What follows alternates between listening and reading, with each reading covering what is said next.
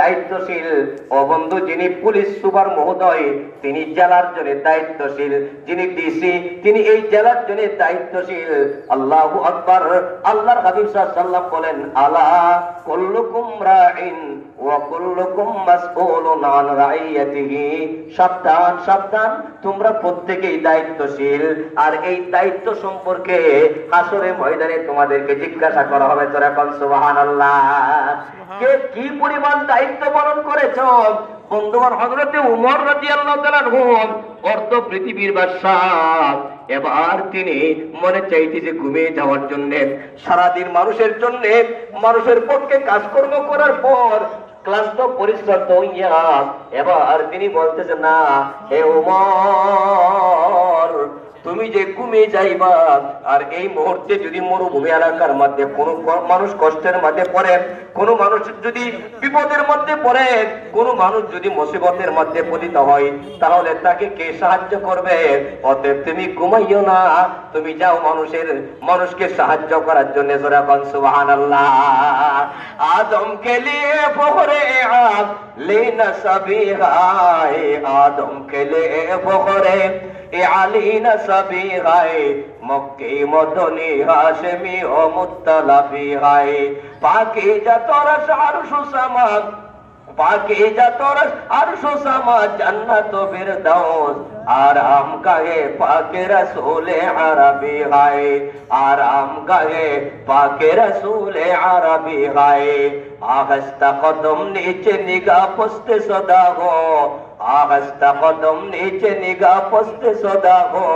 খাবে দেইহা রূহে রসূলে আরবি গায়ে, খাবে দেইহা রূহে রসূলে আরবি গায়ে। আবলা কদমিন, আবলা কদমিন লৌহ কলম চাঁদ সিতারে, আবলা কদমিন লৌহ কলম চাঁদ সিতারে। हर सीज में है नूरे मोहम्मद की नजारे, जो दस्ते मोहम्मद से हुआ बंदे लिफाफा, ता क़यामत ना होगा वो इसमें इजाफा। बोले मरहबा। मोहतरमा जिन আল্লাহ নবীজির জলিল কদর সাহাবী, অর্ধ পৃথিবীর বাদশাহ হযরতে উমর রাদিয়াল্লাহু তাআলা আনহু, এবার তিনি নিজেকে সম্বোধন করে বলতেছেন, হে উমর, তুমি কি জবাব দিবা? তুমি যদি ঘুমিয়ে যাও, তাহলে মরুভূমি এলাকার মধ্যে যদি কোনো মানুষ কষ্টের মধ্যে থাকে, তাহলে তুমি কি জবাব দিবা? অতএব তুমি ঘুমাইও না, তাকে সাহায্য করার জন্য চলে যাও। তোরা কোন সুবহানাল্লাহ।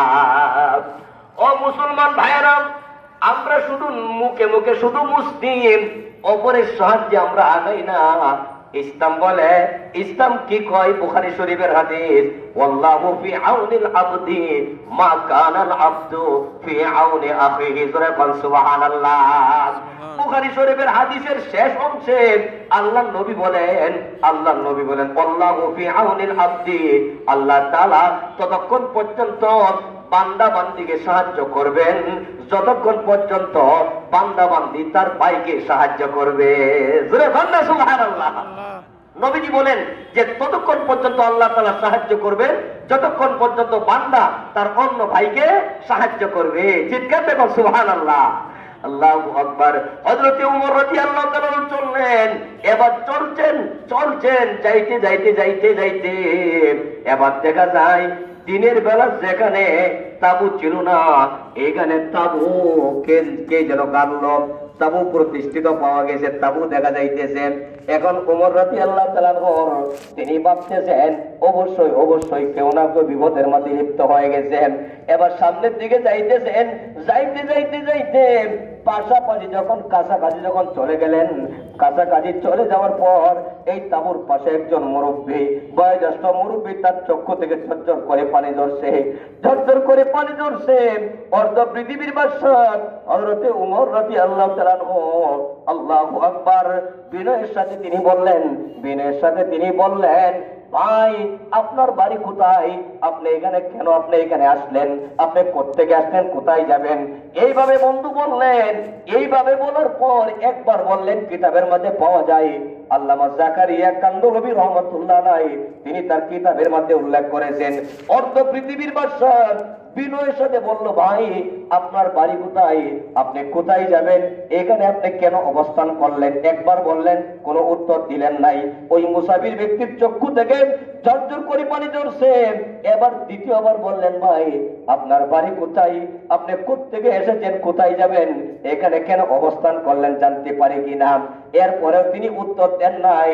যখন তৃতীয়বার বললেন, কিতাবের মধ্যে পাওয়া যায় একবার, দুইবার, তিনবার বলার পর এবার ওই মুসাফির ব্যক্তি বিরক্ত বোধ হইয়া বলতেছে, ভাই আপনি আমাকে কেন বিরক্তি করতেছেন, আপনার কাছে বললে কোনো লাভ হবে না। জোরে কোন সুবহানাল্লাহ।